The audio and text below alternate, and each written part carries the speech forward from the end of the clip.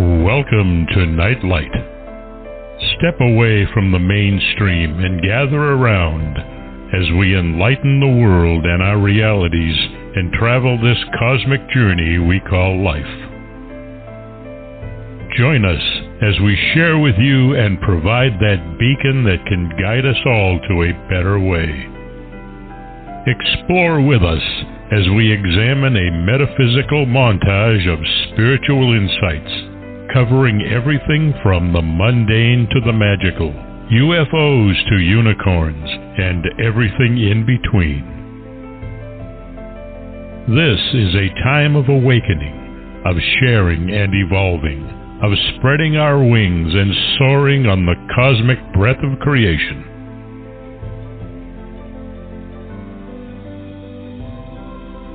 Come and join with other light-minded spirits as we weave our lights together to seek understanding, enlightenment, and with a little luck, some wisdom. This is Nightlight, a reminder that you are never alone.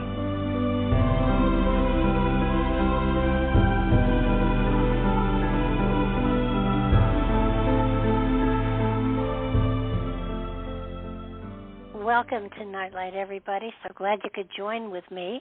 It's going to be a really interesting show today. I have Connie Zweig with me, and she's written an amazing book that is good for all ages.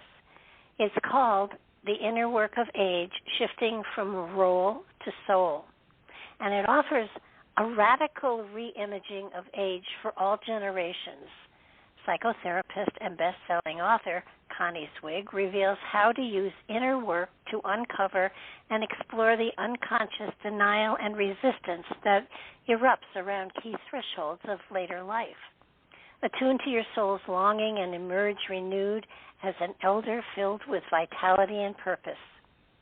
She explores the obstacles encountered in the transition to wise elder and offers psychological shadow work and diverse spiritual practices to help you break through denial to awareness, move from self-rejection to self-acceptance, repair the past to be fully present, reclaim your creativity, and allow mortality to be a teacher.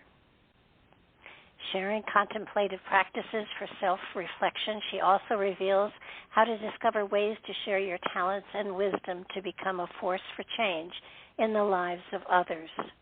Woven throughout with wisdom from prominent elders, this book offers tools and guidance to help you let go of past roles, expand your identity, deepen self-knowledge, and move through these life passages to a new stage of awareness, choosing to be fully real, transparent, and free to embrace a fulfilling late life. She is a retired psychotherapist, former executive editor at Jeremy P. Treacher Publishing, former columnist for Esquire magazine, and contributor to the LA Times. She's known as the Shadow Expert. She is the co-author of Meeting the Shadow and Romancing the Shadow, and the author of Meeting the Shadow of Spirituality. I certainly recommend this book. It has been enlightening and an exciting book for me to read. So I am so delighted that she is here to share her wisdom with us today. Welcome to the show, Connie. Hi, Barbara. Thank you so much for having me. Well, I think that your book, I mean, at first thought it was, oh my, and then it was like, this is important stuff. This is, I'm 78, and I have found that every decade I have opened to new excitement and new magic and new wonders, and it's a thrilling process. And your book helps people to understand that same thing. It's just, I think it was an amazing book for me because it highlighted some things that I've done and some things that I haven't done, and it certainly helps to give you greater clarity as to the process of aging and how it is really the entree to a new beginning in another role. So I'm so delighted that you can share your wisdom and be here with us today. So you talk about the inner work of age. You want to kind of take us through what you mean by that? Yes, but let me say that your experience of each decade being exciting is not very common. It's quite rare in our culture because we live in such an ageist environment, you know, where the messaging from our families, from the media, from schools, from clergy, our messaging is that young is good and old is bad. So I am so thrilled to hear you say that you find each decade exciting. And it seems to me that each decade through the lifespan has a different task. You know, it has different meaning and purpose. And so right. when you continue to find the excitement as you have, as well as the meaning and purpose, you can move toward life completion with a lot of gratitude and peace of mind. But if you internalize that ageism I'm talking about, then you may end up either denying your aging or feeling ashamed, embarrassed about it, about changes in appearance or changes in memory or other kinds of physical limitations that start to come up.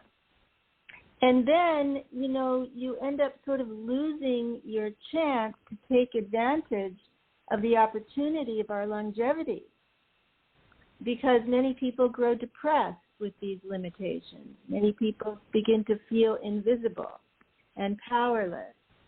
So part of the purpose of the book, as you said, is to really walk people through a series of practices to move from senior, or what I call a heroic midlife journey, to elder. And the nobility of the archetype of the elder is kind of lost because of this ageism we're talking about.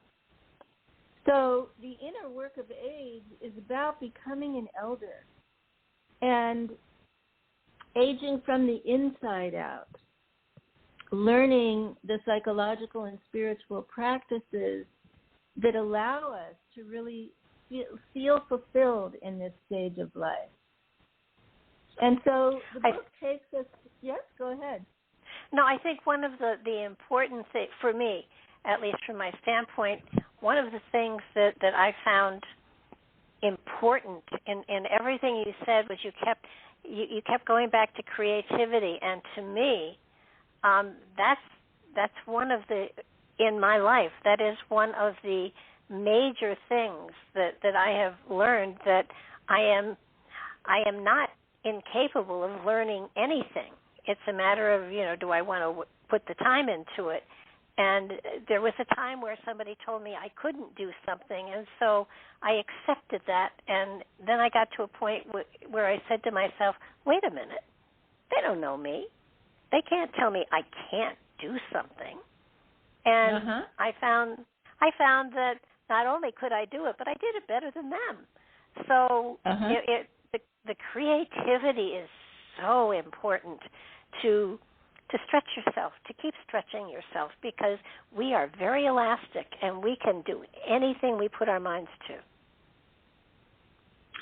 So because my training as a depth psychologist is really to help people orient to the unconscious or the shadow, I explore creativity in the context of what was unlived and repressed or buried in the shadow.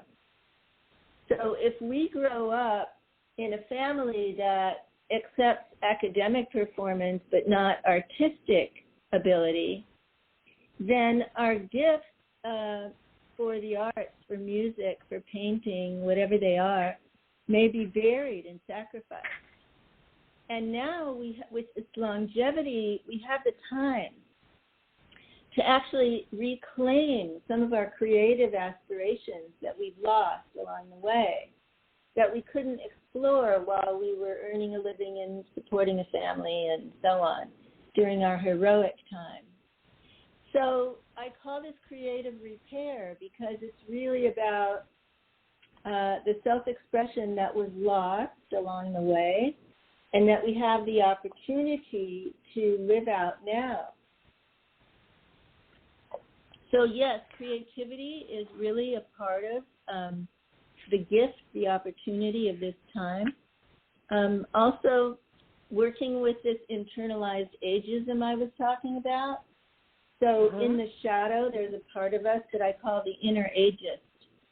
And that part of us carries the denial and the dislike of growing older. So it's really important to learn how to work with that, become conscious with it, and don't let it control us. And then there are all the issues around retirement. And that's a really big theme for everyone I've interviewed and a big chapter in the book. And, you know, for me, the deep question is, who am I when my roles fall away? You know, when I retired from clinical practice, who am I if I'm not Dr. Connie, the therapist, the shadow expert anymore? And that returns us to our spiritual work and those existential questions about, if I'm not what I do, then who am I? Or what am I? Or what is my meaning? And so there's a lot in the book about how to explore that. And I borrowed this phrase from the spiritual teacher Ram Dass, shifting from role to soul. So for me, retirement is an opportunity for moving our identity with our roles, with what we do, to our spiritual essence, whatever we call that, whatever tradition, affiliation, or lack of affiliation you have in your spiritual world. It might be Christian or Jewish or Buddhist. You can kind of fill in there what I'm calling soul. So this shift from role to soul is an opening that's just waiting for us. And I don't really see it discussed anywhere in the literature on aging, but I'll tell you where it is. It's in all of the perennial traditions. So if you look at the teachings of all the great religions in the world, they all teach that this time of life is about contemplation, withdrawing from the world of materialism and responsibility, and doing contemplative practice or spiritual practice. So for me, that's one of the key themes in the book. Another key theme is life review. And so I teach people how to review their lives and really distill their life lessons from their stories, taking the time to stop and contemplate what were the key events, who were the key people, and what was unlived, what is in your unlived life that you might want to express now. And then, there's emotional repair. So a great part of the inner work of age is giving and receiving forgiveness. And we really need to explore how to do that. And one of the reasons for that is we don't want to die with regret. We don't want to be seriously ill or in the dying process saying to ourselves, if only, if only I had said this or done that. And so this emotional repair is really central to becoming an elder and to releasing the past and being able to live fully in the present moment now. And there's also spiritual repair. What are our beliefs now? Given who we've become, not our old childhood beliefs that we haven't ever re-examined, but what do we believe now about spirit or God or the divine or soul, whatever we call it? And what kind of practice would fit who we are now in that context? And so these are all tools and practices for the inner work of age that are really available to anyone, regardless of circumstances. It's just about finding the guidance to be able to go along this path to become an elder? Well, it's certainly one of the tools that I used a lot of your tools to get to this point, and one of the tools that I used was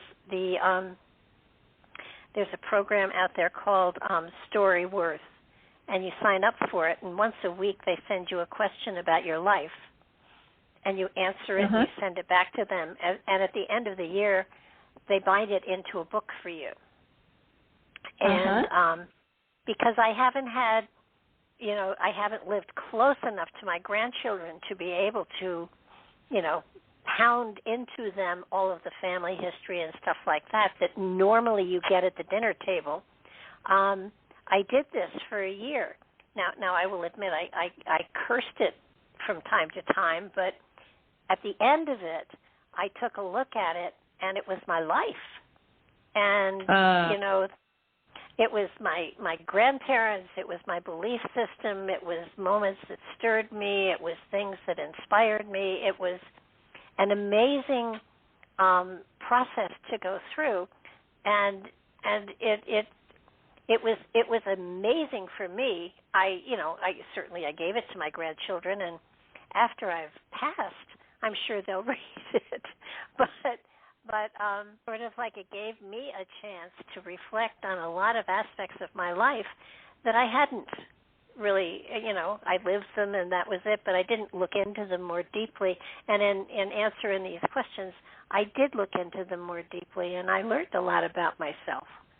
So that's beautiful. Self-reflection and going into your past more deeply is really a very exciting process. And for me, the structure of once a week having to do this,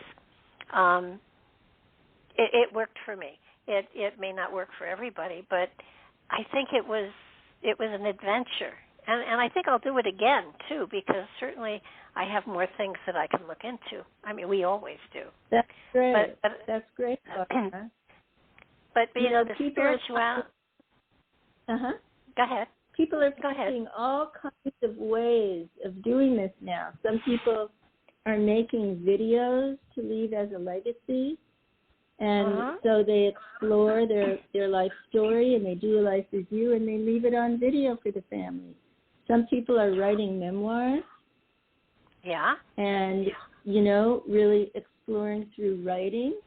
So there are many ways to do this. When I teach workshops on life review, I teach it in a particular way to map the key moments in our lives, and also to include the dimension of shadow, which isn't typically included. In other words, if you got married early and had a family, what went into the shadow? What had to be repressed in that situation? Or if you had a high-powered career, what went into the shadow? What had to be repressed? And so you end up, after this long process, with a sort of 360-degree view of your life. And then you can turn that into a story. I think that was one of the things that I was that I was impressed with the book, the fact that everybody has shadows. I mean, you can't live a life and not have shadows. And, being able to reflect on them and, what did I give up for this? What did I put aside for this? And going back and just coming to terms with what you had done with your life, what you had put to the side, is really important for people to understand. And but I think also important is the fact that as a spirit, we're here with a journey, with a purpose, and we're here to learn things and experience things. And sometimes what becomes a shadow is something that is not addressed this lifetime because there were other aspects that were more important, but they as well are important to recognize and validate as well. And a good time to do it is, when you're older. Yes. And, you can use different lenses on your life review. So I interviewed Father Thomas Keating, the founder of Centering Prayer, and it turned out to be just a couple months before he died. And his interview was a spiritual life review. It was really, he told me the story of his spiritual development. You can do a relationship life review or your body's life review. There are many, many sort of lenses that you can use to do that practice. Well, the other thing that I've decided to do and I'm working on is creating a video of my funeral, because nobody knows me better than me. So, starting out with, well, you're all gathered here, so I must be dead. And, just sort of like conducting it the way I would want it conducted instead of people being tearful and whatever, because it's a joyful experience to transition into the next phase of spiritual development, which is, of course, off the earth plane. So, I want people. Go ahead. I have a whole section in my book called Life Completion. And, what is involved in moving toward life completion. And I think that the video you're making is a very conscious way of setting up that transition for yourself, in the way that you want it and in the way that you want to be remembered. So that's beautiful. Well, I think it's not that I'm looking forward to it, because I'm not, but it is inevitable and it is coming, and so why? I have a sense of humor, and I want people to remember that, not get sad and teary-eyed. And I loved the anecdotes that you you scattered throughout the book. I thought they were fabulous. That's great. I especially like the one about the man who was looking for his keys. So let's talk about you're describing what I call mortality awareness. Yes. And for me, that's one of the qualities of becoming an elder, because if we're in denial of death, like a friend of mine said to me, well, I'm 67, I don't have to think about that yet. So if we're in denial of death, then we're not going to be able to experience death as a teacher. And that urgency, when you recognize the shortened time horizon that you have, the urgency that comes with that, and the questions that arise with that. So there is a chapter on aging into awakening for people who really want spiritual development as their priority. And then there's a chapter on elder activism and the call to serve, because there are people who, when they awaken to their mortality, want to give back, want to contribute. And especially now, with all these multiple crises that we're in, we need the voices of the elders now. And so there's a chapter about that and how to really heed the call to service as an elder. So my sense is that, mortality awareness can lead us in different directions for different people. Sometimes it depends on whether we're introverted or extroverted, whether we're doing caregiving or not, whether we're, seriously engaged in grandparenting or not. But there are so many different possibilities for this stage of life that, I wanted to be sure that I really explored all of the different options that people have. Well, I think you did a great job. I can't imagine anybody reading your book not being able to find themselves in certain different categories. I was a teacher for 25 years. I still teach. Doing the radio shows is a teaching experience. And at the same time, I'm learning. So in many ways, now I've got 2 master's degrees in teaching. The radio show is my PhD, because I get authors who are experts in their fields to give me an hour or 2 hours free of charge of tutoring. So, I mean, I've got it made. Yeah, so you found a beautiful contribution that's really unique to you and your own form of self-expression. And so I want to suggest to our listeners, to just kind of ask yourself this question: what is it that only you can give? What is your unique contribution to this time that we're in? And to really explore that and find a way, as you did, Barbara, of, turning who you are, who you've become, into your gift. Well, in a way, hasn't the pandemic given the world a time out for people to explore just that? Well, I think some people have used it that way and some haven't. It's for some people, it's been very depressing and confusing and isolating. I think people who live alone have had a very hard time. People who don't have financial resources have had a very hard time.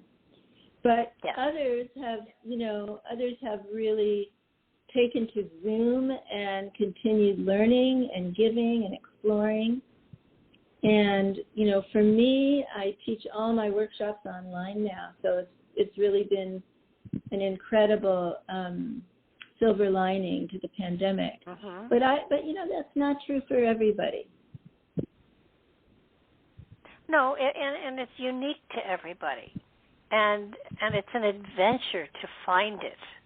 And sometimes we need the quiet and the solitude to be able to let those things float to the surface for us. And it's sometimes it doesn't have to be. I think the one thing that the journey through life has taught me is that, I'm here, my spirit is here for a reason, for my own spirit's development. And that doesn't necessarily mean that I stand on a soapbox and talk in front of large groups of people. It means that there are qualities about me that are evolving, and I should honor them and go with them, whether it's painting or crocheting or knitting or gardening or writing or doing radio shows. But it seems that if a person is paying attention to where their spirit takes them, that they can't go wrong. Well, I call this learning how to attune to yourself.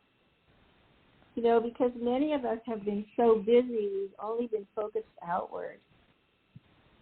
And that's one of the transitions with retirement. And suddenly that outward focus falls away. And we're not the doer anymore. And we need these tools to learn how to attune to ourselves and to our own soul. What is the soul whispering to you now? What is it longing for? How is it guiding you? But if you don't slow down and get quiet, it's very difficult to do that. And this is why I've always taught meditation in my clinical work and in my teaching.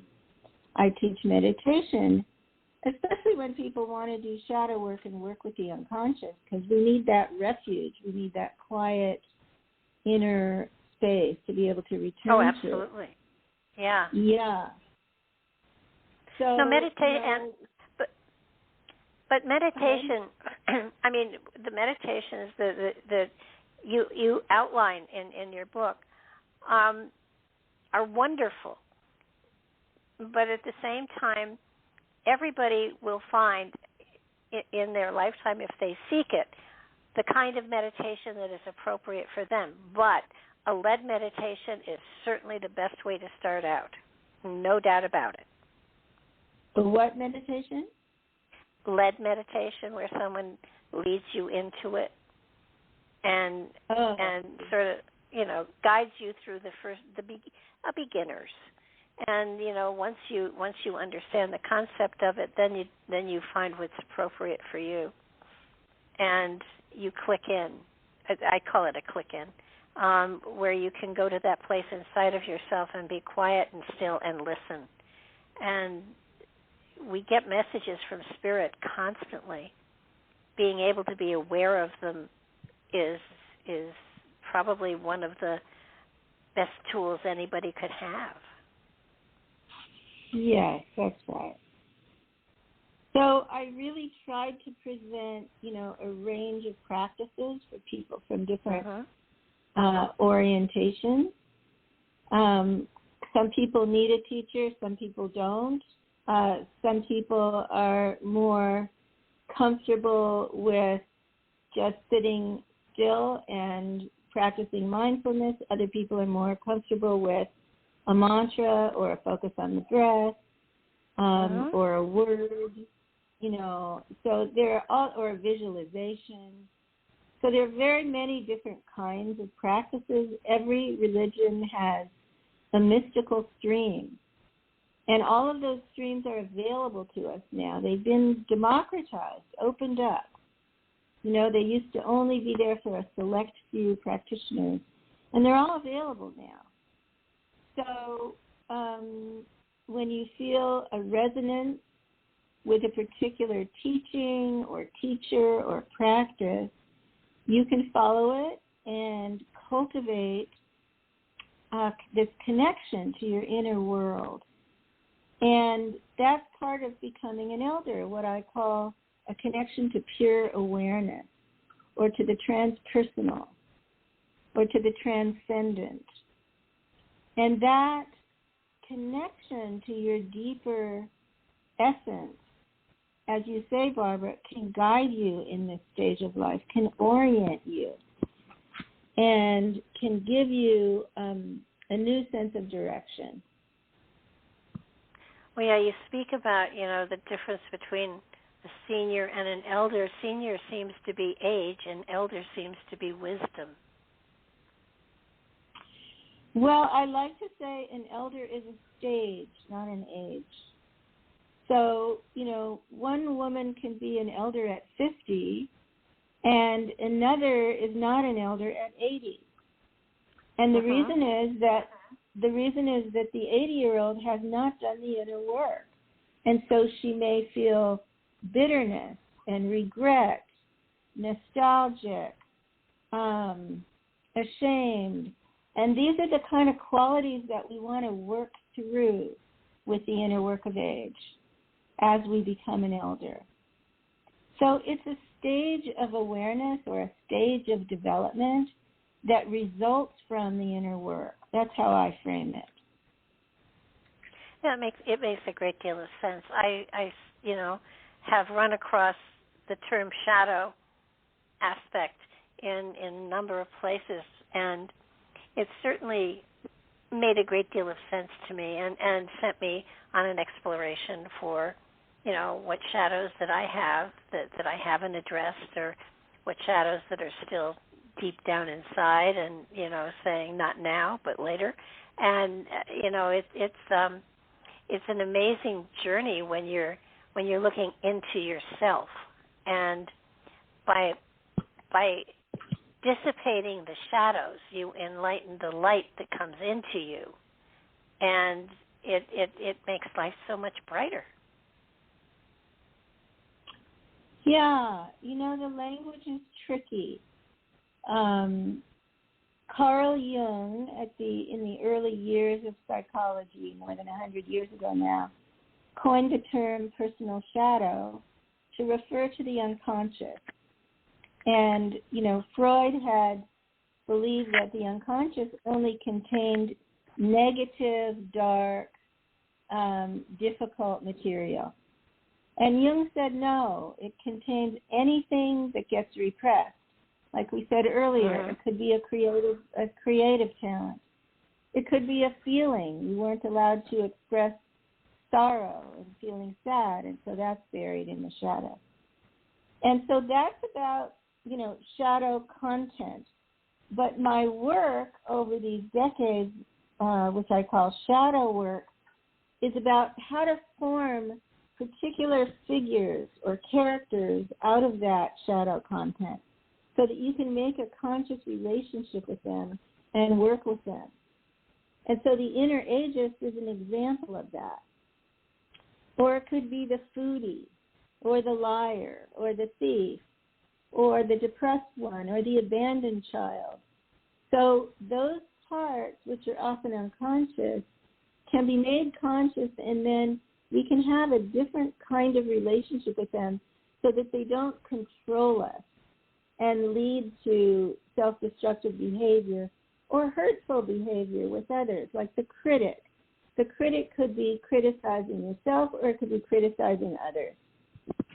And so we use shadow work, and we find that as it becomes more and more conscious and we understand why it formed and what it needs, then it starts to lose its energy, and it starts to lose its influence over us.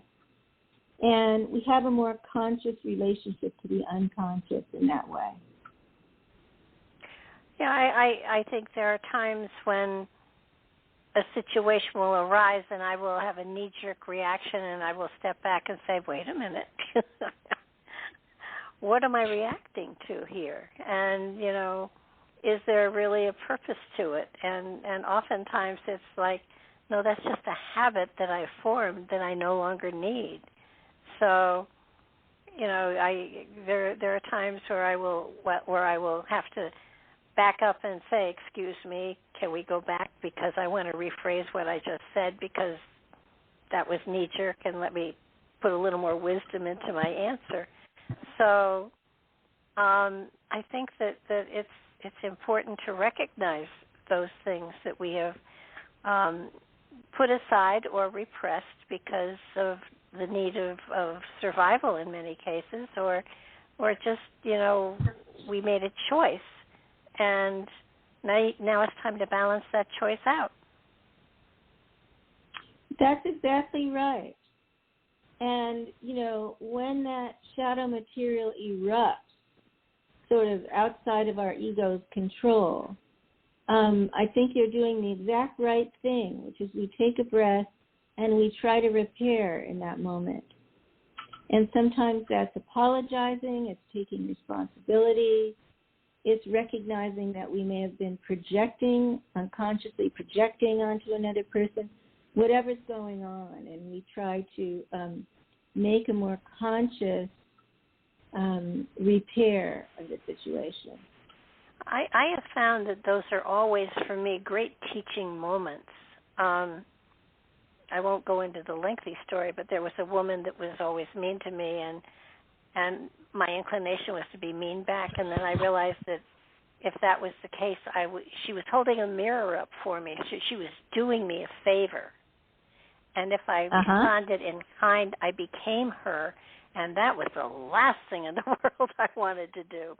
And it was like, wow. And matter of fact, it actually became, I'm an ordained minister, and it actually became one of my sermons, you know, pay attention. When a mirror is held up before you, make your choices. So that's really beautiful. That's really beautiful. It worked, and it was a great sermon. But you know, I think, again, age gives you the reflection if you want to stand in front of the mirror and pay attention to it. And that's why I get so excited every decade, because there are new frontiers that are about to be entered upon. I got 2 years before I hit 80, and I can't wait. So, I mean, I do have to wait, but, you know, it's kind of like I just can't imagine where we're going next. But I think that your book is so important for people to understand this process of shifting and understanding the journey we're on. And it's a great journey. It's an adventure. And to be able to totally enjoy it, you have to understand where you are on this road. And your book gives people an opportunity to find where they are and to contribute to the process instead of being just exposed to it. Yes, to actively and consciously engage it rather than just be passive about the process and, kind of let it happen. Yeah. And, when I was facing my own retirement in my late 60s, I began to feel disoriented. And as I started to talk to people, I realized how many baby boomers were feeling that way. And I went looking for material to read about age and the unconscious, and I couldn't find a thing, not a single book. And that's why I said to my husband, oh, my God, I think I have to write another one, because I had to do it for myself as much as for, my tribe out there, all the baby boomers, 70 million of us, kind of in this new longevity and without the guidance to become an elder. Now, indigenous cultures have a very different process for becoming an elder. They have rites of passage, and the respect and reverence are built into the culture. But in our sort of white, post-industrial, postmodern, European orientation, we don't have that. We have the message, young is good and old is bad. Independent is good, dependent is bad. Strong is good, weak is bad. And all this messaging is not supportive of all that you're describing and the way that you're experiencing your aging. The culture, it's against the cultural grain, your experience. And, we saw a lot of ageism during the pandemic. We saw people in nursing homes and the way they were being treated. We saw ageist comments on social media about letting the old people die. We see it in terms of the healthcare conversation. We see it in the movies, in scripts where people are patronized, or only portrayed in limiting ways. And so we take that in, and there are consequences. There's a woman psychologist at Yale who has spent her career studying the health consequences of internalized ageism. It affects our memories. It affects our cardiac health. It affects our longevity. It affects our experience of retirement. So this is a whole kind of mind-body reaction to these negative associations and images about aging. And I really wanted to counter that. I wanted to offer ways for people to work with their unconscious beliefs and attitudes about growing older, about becoming ill, about retiring, because if we don't do that, we just lose the whole opportunity of this new longevity. And we lose the emotional opportunity and the spiritual opportunity and the contribution, because people are depressed and they're immobilized. So that's kind of how this book came about. And, it's been extremely rewarding, Barbara, because I've been teaching many, many workshops online and meeting my readers and really hearing directly how the book is affecting people. And I have more than 40 reading groups now. I'm calling them wisdom circles of people who are reading the group together and going through the practices together, 6, 8, 10 people in a group, and they're online, and they're forming intimate friendships, and they're aging in community. And that's just been so gratifying. It's just been really, really wonderful. Well, I've often told people that if you feel the need for something and you search for it and you can't find it, then create it. And, a number of years ago I wanted to do a spiritual development group and I couldn't find one. So I created one online, and we had 100 people all around the world that, every week we got together. And it's sort of like, don't be stopped by the fact that something doesn't yet exist. It just means you have to create it. That's all. And this book really arose out of my own need. I created it out of my own need. You know, and I interviewed Ken Wilber and Jungian analysts and Krishna Das and Thomas Keating and rabbis and, you know, and really...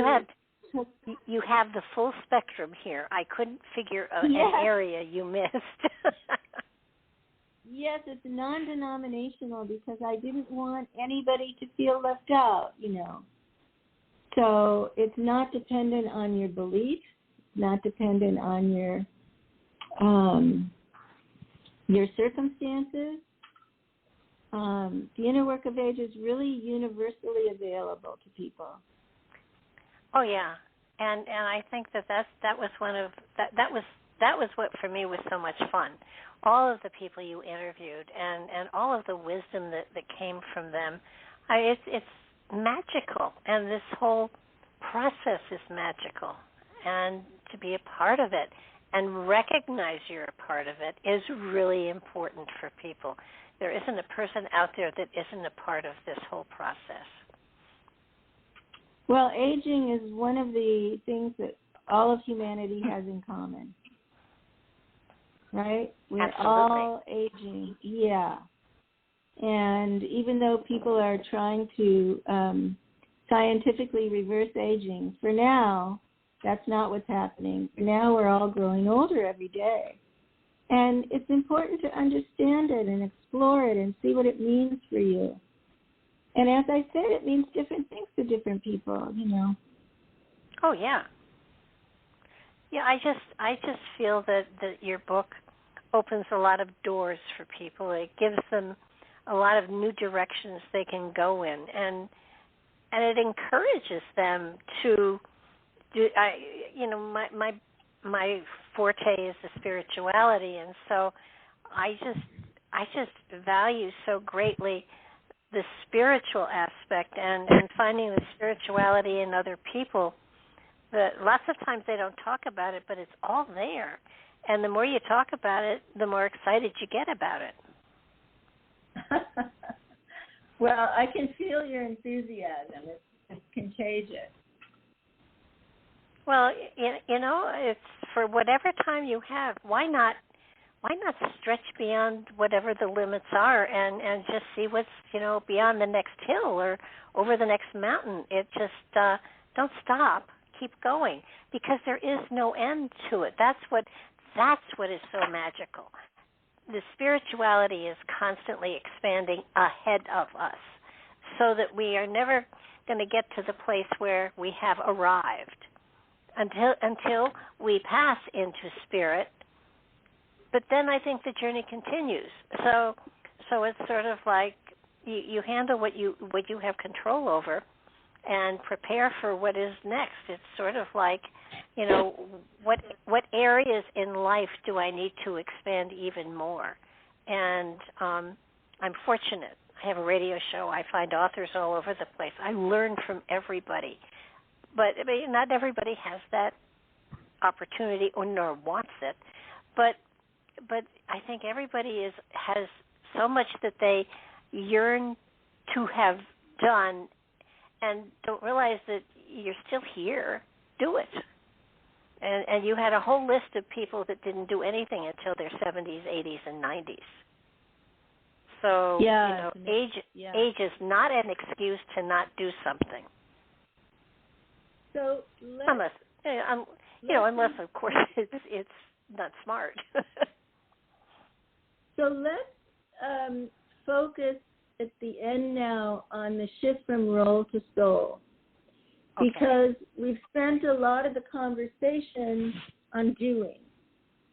And, you know, the deeper dimension of this book is about awareness or consciousness, the consciousness with which we do what we do or don't do, you know.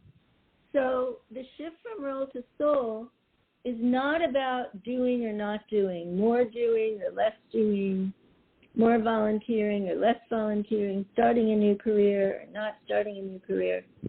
The shift from role to soul is about consciousness, identity.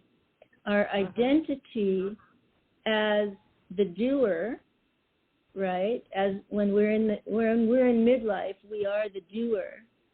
Or our identity with what you're calling spirit.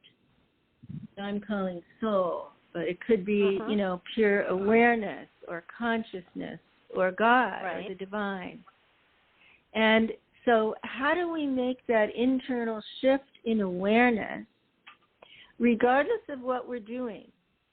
So whether we're knitting or building a new corporation, that quality of awareness, I am that, I am consciousness, I am spirit, is the response to the question, who am I? Rather than when we're in midlife, the response is, I am the doer. I am how much productivity and success I achieve. And what I'm suggesting is that if we continue down that road, there's damage to us. There's damage to the soul because we're not entering the next stage of life. We're hanging on to the doer. While the doer brings us great success, it then becomes a shadow figure and begins to sabotage the spiritual purpose of age. The spiritual purpose of age, which is to identify with spirit or the transpersonal or the universal, what we call today non-duality. Yes.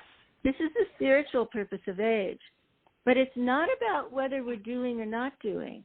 I don't want to create a split between doing and being because people tend to reduce what I'm saying to that. And that's what I'm not saying sit around and do nothing, be a couch potato. What I'm saying is do the inner work that allows you to shift your identity from hero to elder, from role to soul, to who you really are, and to becoming so free in that identity that you're less attached to the outcomes of your actions. You're less attached to what's happening in the world around. You're less attached to what happens to your body, because there's an inner freedom that arises when you identify with your spiritual nature. And that's absolutely. The deeper, pardon me? Yeah, I said absolutely. So that's the deeper message of the book that people seem to be asking me about and not quite getting. And so I wanted to just take the time to clarify that with you because your audience is spiritually oriented. And so if totally. if you know that you are spirit, it changes everything. It changes how you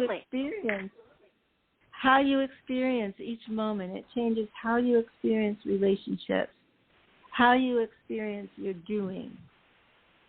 All of that is shifted when you can shift from role to soul. And so that's been, what I've really wanted. That's the gift I wanted to give to people. And that's what people are beginning to experience in these groups as they do the practices together. Well, it's too part of that, and I forget who made the comment, but you have to understand you're not a human on a spiritual journey, but a spirit on a human journey, so that your real identity is the spirit, not the avatar, but the spirit. And that's what's learning, that's what's growing, that's what's expanding. And it's a joyful celebration, a dance, a cosmic dance of creation. It's amazing. So, and I think your book is wonderful. I think it helps people to get there.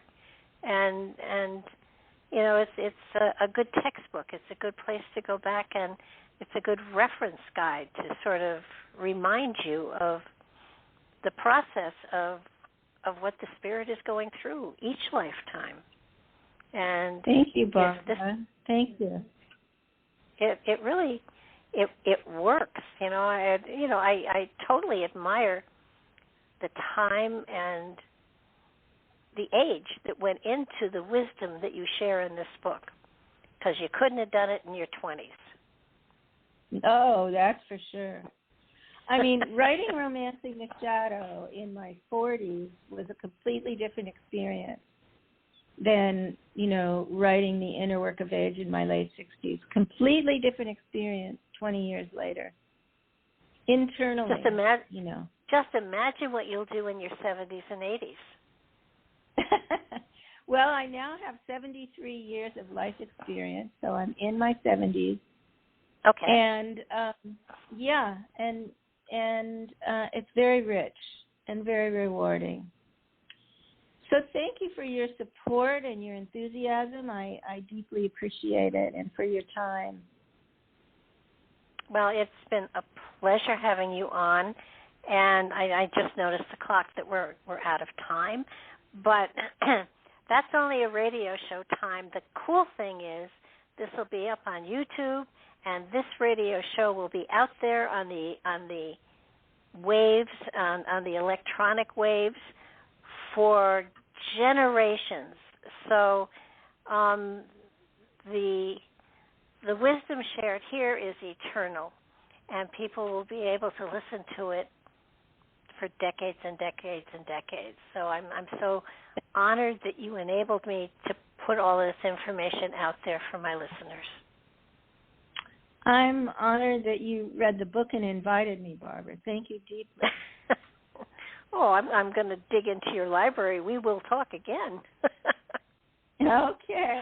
Thank you so much. Thank you very much. I so yourself. appreciate it. You Take as care well. Of yourself. Bye-bye. Okay. Bye-bye. Everybody, thank you for sharing. Thank you for listening.